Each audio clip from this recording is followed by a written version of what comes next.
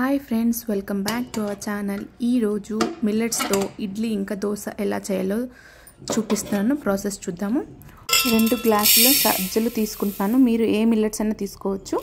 2 గ్లాసుల సజ్జలకు 1 గ్లాస్ పొట్టు మినపప్పు తీసుకోండి. అవి మంచిగా వాష్ చేసుకొని నానబెట్టుకోండి. దాంట్లోనే కొద్దిగా మెంతులు వేసుకోండి. అలా 8 అవర్స్ పాటు వదిలేయండి. తర్వాత మంచిగా నానిన తర్వాత మిక్సీ బౌల్లో తీసుకొని కొద్దిగా వేసుకుంటూ కొన్ని వాటర్ వేసుకొని మంచిగా మిక్సీ పట్టుకోండి. మిక్సీ పట్టుకున్న మిశ్రమాన్ని అంతా ఒక దాంట్లో వేసుకొని మంచిగా కలుపుకొని మూత పెట్టేయండి. అది ఓవర్ నైట్ వదిలేయండి. నెక్స్ట్ డే ఫర్మెంటేషన్ జరిగి చూడండి ఎంత బాగా ఉబ్బిందో. అదంతా మంచిగా మిక్స్ చేసుకోండి. బాగా మిక్స్ అయ్యేలాగా. తర్వాత ఒక బౌల్ తీసుకొని మీకు ఎంత అయితే పిండి అవసరమో అంత పిండి తీసుకొని మిగతా అంతా పక్కన పెట్టేసుకోండి. తర్వాత దాంట్లో కొద్దిగా ఉప్పు ఇంకా కొద్దిగా వాటర్ వేసుకోండి. మీకు అవసరమైతే వేసుకొని మంచిగా మిక్స్ చేసుకోండి. ఇప్పుడు మనం ఫస్ట్ ఇడ్లీ చేసుకుందాం. ఇడ్లీకి నేను ఇడ్లీ పాత్రలో మోత్కాకు కప్స్ ఉంటాయి కదా, అవి తీసుకున్నాను. దాంట్లో అన్నీ ఫిల్ చేసుకోండి. ఒక్కొక్కటి ఫిల్ చేసుకున్న తర్వాత మంచిగా చేసుకోండి, పక్కన పడకుండా. అప్పుడు మనకు తోమడానికి కూడా ఈజీగా ఉంటుంది. ఈ ఆకులు యూజ్ చేసి చేసుకోండి, మనకి హెల్త్కి కూడా చాలా మంచిది. తర్వాత మన ఇడ్లీ పాత్ర తీసుకుని దాంట్లో 1 గ్లాస్ వాటర్ పోసుకొని మన ఇడ్లీ ఇవన్నీ పెట్టేసుకోండి. ప్లేట్స్ అన్నీ పెట్టేసుకోండి.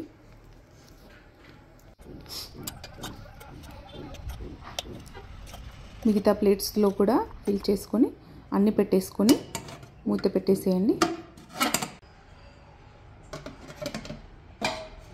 అన్నీ పెట్టిన తర్వాత స్టవ్ పెట్టేసి మీడియం ఫ్లేమ్లో 15 to 20 minutes కుక్ చేసుకోండి. తర్వాత ఒక బౌల్ తీసుకొని దాంట్లో 1 కప్ పల్లీలు వేసుకొని మంచిగా వేయించుకోండి. వేయించుకున్న తర్వాత పక్కన పెట్టి చల్లార్చుకోండి. తర్వాత ఇలా నలుపుకుంటూ మొత్తం పొట్టంతా తీసేయండి. తర్వాత పొట్టంతా చెరిగేసి మిక్సీ బౌల్లో తీసుకోండి. దాంట్లో ఒక 4 రెమ్మల ఎల్లిపాయలు,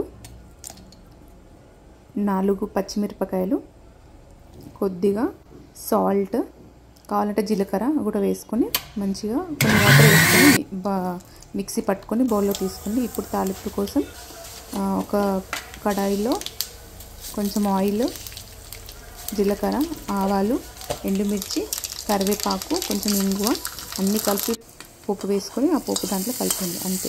ఈ చట్నీ చాలా బాగుంటుంది, ఒకసారి ట్రై చేయండి. తర్వాత పిండితో మనం దోశ వేసుకున్నాము. ఇప్పుడు పెనం పెట్టుకొని దానిపైన వాటర్ జీలకరించి ఆయిల్ తీసుకొని ఇలా ఆనియన్తో రుద్దుకోండి. అప్పుడు దోశలు మంచిగా వస్తాయి అంటుకోకుండా. తర్వాత బ్యాటర్ తీసుకొని ఇలా దోశ వేసేసుకోండి. దోశలు కూడా చాలా బాగా వస్తాయి, టేస్టీగా కూడా ఉంటాయి, హెల్త్కి కూడా చాలా మంచిది. మంచిగా మధ్యలో కొంచెం మీకు కావాలంటే ఆయిల్ కానీ నెయ్యి కానీ వేసుకొని కాల్చుకోండి. మంచిగా కాలిన తర్వాత తీసేసి ఒక ప్లేట్లో సర్వ్ చేసుకోండి. నేను ముందుగానే టమాటా పచ్చడి చేశాను, దాని రెసిపీ కూడా మన ఛానల్లో ఉంది, చూడండి. కొత్తిమీర, టమాటో, సుక్కకూర వేసి టమాటా పచ్చడి చేశాను.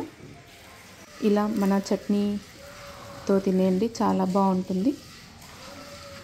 ఇంకా ఇడ్లీలు ప్రిపేర్ అయినాయి, మనం ఒకసారి చెక్ చేద్దాం. చూడండి ఎంత బాగా వచ్చాయో, హెల్దీగా ఉంటాయి. సేమ్ మన నార్మల్ ఇడ్లీ లాగే మెత్తగా ఉంటాయి, దూదిలాగా. ట్రై చేయండి ఒకసారి. మీకు ఎన్ని కావాలో అన్ని ప్లేట్లు పెట్టేసుకోండి.